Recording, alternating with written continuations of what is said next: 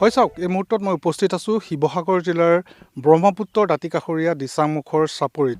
আৰু এই দিচাংমুখৰ চাপৰিত এটা শ্লোগানক ইতিমধ্যে সফল কৰি তুলিছে ইয়াৰ কৃষকসকলে, আৰু সেই শ্লোগানটোৱে হ'ল পথাৰ আমাৰ, বজাৰ আমাৰ। আৰু দিচাংমুখ এনেডোখৰ ঠাই য'ত প্ৰতি বছৰেই ইয়াত ৰবি শস্যৰ যেতিয়াই সময় আহে ইয়াত বৃহৎ হাৰত ইয়াত উৎপাদন হয় শস্য, আৰু সীমিত সুবিধাৰে ইয়াৰ কৃষকসকলে যি শস্য উৎপাদন কৰি আহিছে, বৰ্তমান এটা সুখবৰ যে ইয়াৰ শস্যই, ইয়াৰ শাক পাচলিয়ে বিদেশৰ লগতে দেশৰ অন্যান্য ৰাজ্যৰ বজাৰ দখল কৰিছে।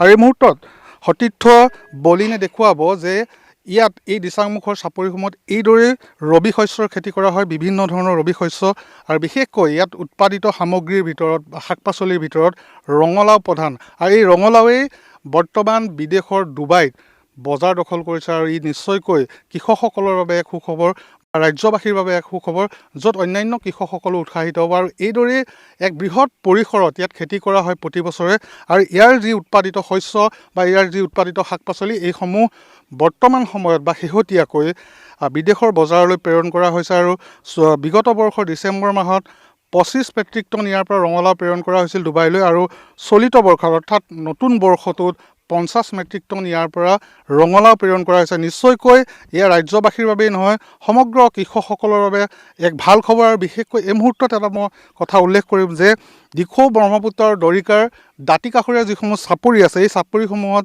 কেইবা দশকো ধৰি ৰবি শস্যৰ যেতিয়াই সময় আহে ইয়াত বৃহৎ হাৰত কৃষকসকলে উৎপাদন কৰি আহিছে। মোৰ সৈতে এজন কৃষক আছে, পুহাৰাম পাংগিং, আৰু যিজনৰ উৎপাদিত ৰঙালাও 200 বিঘা মাটিত তেওঁ ৰঙালাও উৎপাদন কৰিছিল, আৰু সেই উৎপাদিত ৰঙালাওৱে ডুবাই আৰু কলকাতাকে ধৰি অন্যান্য ৰাজ্যসমূহৰ বজাৰ দখল কৰিছে। মই আপোনাৰ ওচৰলৈ আহিছোঁ, এক দীৰ্ঘ সময় ধৰি আপোনালোকে কৃষি কাৰ্যৰ সৈতে জড়িত হৈ আছে, আৰু এটা অতি আনন্দৰ খবৰ, বিশেষকৈ আপোনালোকক এই খবৰে উৎসাহিত কৰিছে বা আপোনালোকৰ কাম কাজে স্বীকৃতি পাইছে যে আজি আপোনাৰ উৎপাদিত শাক পাচলি গৈ বিদেশৰ বজাৰ পাইছে বা দেশৰ অন্যান্য ৰাজ্যসমূহলৈ গৈছে। কিমান দিনৰ পৰা কৃষি কাৰ্যৰ সৈতে জড়িত আছে, আৰু বৰ্তমান সময়ত আপুনি কি কি শাক পাচলি আপুনি উৎপাদন কৰিছে? নমস্কাৰ, মোৰ নাম পুহাৰাম পাংগিং, মোৰ ঘৰ দিচাংমুখ মাজৰবাৰী গাঁও, আৰু মই বৰ্তমান দিচাংমুখ আঞ্চলিক কমিটি MMK প্ৰেচিডেণ্ট হওঁ। ইয়াত মোৰ জড়িত হোৱা প্ৰায় 12 বছৰমান হ'ল। 12 বছৰৰ পৰা মই খেতি কৰি আছোঁ। এইখন খেতি কৰিয়ে মই নিজে ফাইনেন্সত ট্ৰেক্টৰ এখন লৈছিলোঁ। এইবাৰ ট্ৰেক্টৰ ফাইনেন্স মাৰিহে গৈছে, আৰু নিজৰ ঘৰখনো চলাই আছোঁ।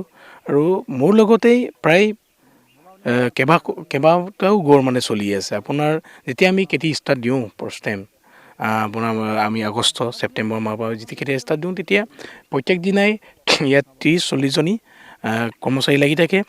তাৰ পাছৰ পৰাই আপোনাৰ বেপাৰী, আপোনাৰ দোকানী চব এনে চেইন ছিষ্টেমত ধুনীয়াকৈ আমি ইয়াত চলি আছোঁ। আৰু এইবছৰ প্ৰায় মই 100 টন দিয়াৰ এটা মই এই কনচেপ্ট লৈছিলোঁ, আৰু মই এনেকৈ খেতি কৰিছিলোঁ।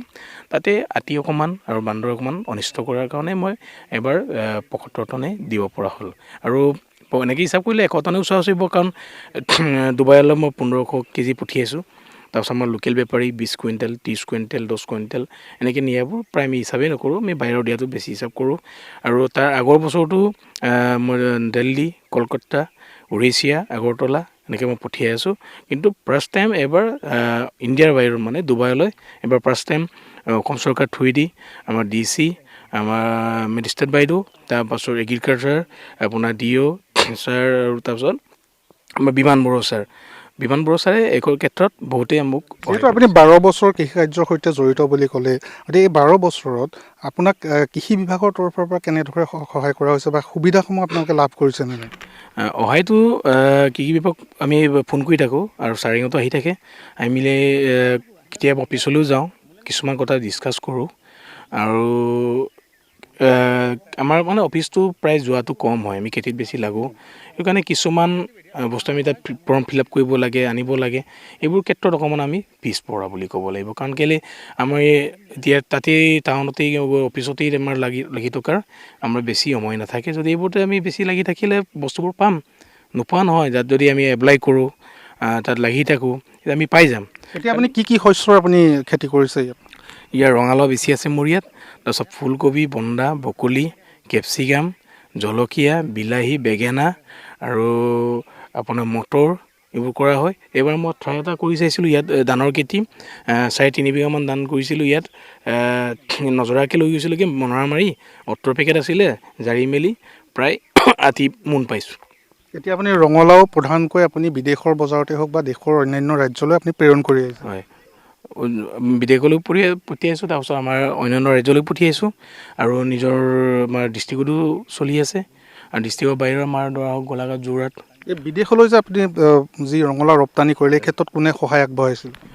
এই ক্ষেত্ৰত আমাৰ মোক ফোন মাৰিছিলে আমাৰ মেডিচিন বাইদেউ DC ছাৰে কোৱাৰ কাৰণে। তাৰপাছত আমাৰ এগ্ৰিকালচাৰ অফিচৰ পৰা ফোন কৰিছিলে বিমান বৰুৱা ছাৰে, তাৰপাছত আমাৰ শইকীয়া ছাৰে, তাৰপাছত আমাৰ DO ছাৰে। এইবোৰ ক্ষেত্ৰত তাৰপাছত আমাৰ গাৰ্জেন মিনিষ্টাৰ আহি মেলি নিজে ফ্লেগো কৰিছে। অসুবিধা আপোনালোকৰ কি আছে? কি এতিয়াও আপোনালোকে অসুবিধাৰ সন্মুখীন হৈ আহিছে? অসুবিধা বুলি ক'বলৈ হ'লে কি আছে, ইয়াত আমাৰ আটি আৰু বান্দৰৰ উপদ্ৰৱটো বেছি, কাৰণ আমাৰ যিহেতু গাগলজান যিটো আমি কওঁ চিতলীয়া, তাত পক্ষী অভয়াৰণ্য এইটো আমাৰ ওচৰতে আছে। তাত মানে কি হ'ল বৃহৎ এটা এলেকা আছে মাটি, কিন্তু তাত মানে খাবলৈ একো নাই। আটি খাবলৈ একো নাই, বান্দৰে খাবলৈ একো নাই। এতিয়াতো আটিয়ে হওক বান্দৰে হওক খাদ্যৰ কাৰণেতো অন্যায় কৰিবই। এতিয়াতো ইয়াতো অহাটোতো বাদেই দিয়ক, এতিয়া ঘৰলৈ গৈ মেলি ঘৰৰ ভঁৰালত ধানেই খাইছে আৰু এনেকুৱা এটা সমস্যাৰ সন্মুখীন হয় আৰু ইয়াত। হয়, শেষত এটা প্ৰশ্ন যে বছৰেকীয়া আয় কিমান হয় আপোনালোকৰ? বছৰেকীয়া আয় মানে মুঠতে আয়টো এনেকৈ ক'ব নোৱাৰি আৰু ধুনীয়াকৈ আনুমানিক আপোনাৰ বজাৰৰ ওপৰত ৰেটৰ ওপৰত থাকে। এতিয়া ৰঙালাওৰ এতিয়া ৰেটটো কমি আছে, এতিয়া বুট দিলেও এতিয়া পইচাটো কম আহিব। যেতিয়া আমি ৰেটত যদি পাই যাওঁ আহি যায় মানে ভালে, মানে আমাৰ গোটা এটা এমাউণ্টে আহে, মানে চলিব পাৰোঁ আৰু চলাবও পাৰোঁ কিছুমানক। হয়, ধন্যবাদ জনাইছোঁ। এয়া হ'ল পোহাৰাম পাংগিং আৰু প্ৰকৃত মানৱ সম্পদ বুলি ক'লে এওঁলোকেই, অৰ্থাৎ এই কৃষকসকল। আৰু কেৱল পোহাৰাম পাংগিঙেই নহয়, এই বৃহৎ অঞ্চলটোত অৰ্থাৎ এই বৃহৎ চাপৰিটোত বহু সংখ্যক কৃষকে এইদৰে ৰবি শস্যৰ খেতি কৰে আৰু বৃহৎ হাৰত উৎপাদন কৰে। আৰু যি উৎপাদিত শাক পাচলি, সেই উৎপাদিত শাক পাচলিসমূহ বিদেশৰ লগতে দেশৰ বিভিন্ন ৰাজ্যলৈ প্ৰেৰণ কৰে। আৰু এটা প্ৰশ্নৰ উত্তৰ আপুনি দিব বিচাৰিছে? তাৰমানে ইদিনাখন আমাক এই মাঘৰ বিহুৰ আগে দুদিনমান আগত আমাক মাতিলে গুৱাহাটীলৈ CM ছাৰৰ নেতৃত্বত। তাত আলোচনা এটা হৈছিলে, মানে অফ ছিজনত আমাৰ ইয়াত অসমত চব্জি যিটো দাম হয় শাক পাচলি, এইটো কেনেকৈ আমি ৰোধ কৰিব পাৰিম, এইটো বিষয় লৈ তাত ধুনীয়াকৈ আলোচনা হৈছিল। মেঘালয়ৰ চব্জি আহে, আমি এতিয়া ফুলকবি ইয়াত বাৰীত 20 টকাৰ পৰা 10 টকাৰ পৰা 15 টকা কিলো। যেতিয়া অফ ছিজনত আহে তেতিয়া 180 টকা 150 টকাৰ তলত আপুনি নাপায়। এইটো কেনেকৈ ৰোধ কৰিব লাগে, এইটো বিষয়লৈ আলোচনা হৈছে। এইটো আমি খুব আদৰিছোঁ, কাৰণ এইটো আমি যদি খেতি কৰোঁ অফ ছিজনতো, আৰু চৰকাৰে যদি কিছুমান আমাক সুবিধা দিয়ে, ধৰক আপোনাৰ গ্ৰীণ হাউচ যদি দিয়া হয়, কিবা টেকন'লজি যিটো বস্তু আমাক দৰকাৰ সেইটো বস্তু চৰকাৰে যদি আমাক অকণমান সহায় কৰে, এইটো ক্ষেত্ৰত যদি আমি উৎপাদিত ইয়াত কৰিব পাৰোঁ, তেতিয়া নিশ্চয় আমাৰ অসমৰ ৰাইজে কম পইচাত চব্জি খাব পাৰিব। আৰু এইটো ক্ষেত্ৰত আমাৰ চিফ ছাৰে মানে আমাৰ অসমৰ মুখ্যমন্ত্ৰী হিমন্ত বিশ্ব শৰ্মা ছাৰে এইটো ক্ষেত্ৰত কিন্তু বহুতে এই ইনিচিয়েটিভ লৈছে। এইটো ক্ষেত্ৰত ছাৰক আমি ধন্যবাদ জনাবই লাগিব। হয়, ধন্যবাদ জনাইছোঁ। শেষত এটাই কথা যে পথাৰ আমাৰ বজাৰ আমাৰ, এই শ্লোগানক সফল কৰাৰ ক্ষেত্ৰত এইসকল কৃষকেই হ'ল উদাহৰণ। আৰু যাৰ কৃষি কৰ্মই আজি বিদেশতো সমাদৰ লাভ কৰিবলৈ সক্ষম হ'ল। আৰু অন্যহাতেদি বিভিন্ন অসুবিধাৰ মাজত, অৰ্থাৎ বনৰীয়া হাতীৰ উপদ্ৰৱ আছে, বান্দৰৰ উপদ্ৰৱ আছে, তাৰ মাজতো কিন্তু তেওঁলোকে এইদৰে সফলভাৱে কৃষিকাৰ্য চলাই গৈছে। সীমিত সুবিধাৰে তেওঁলোকে বৃহৎ হাৰত উৎপাদন কৰিছে। কেৱল ৰাজ্যখনেই নহয়, দেশৰ অন্যান্য ৰাজ্যই নহয়, বিদেশলৈও তেওঁলোকে ৰপ্তানি কৰিবলৈ সক্ষম হৈছে।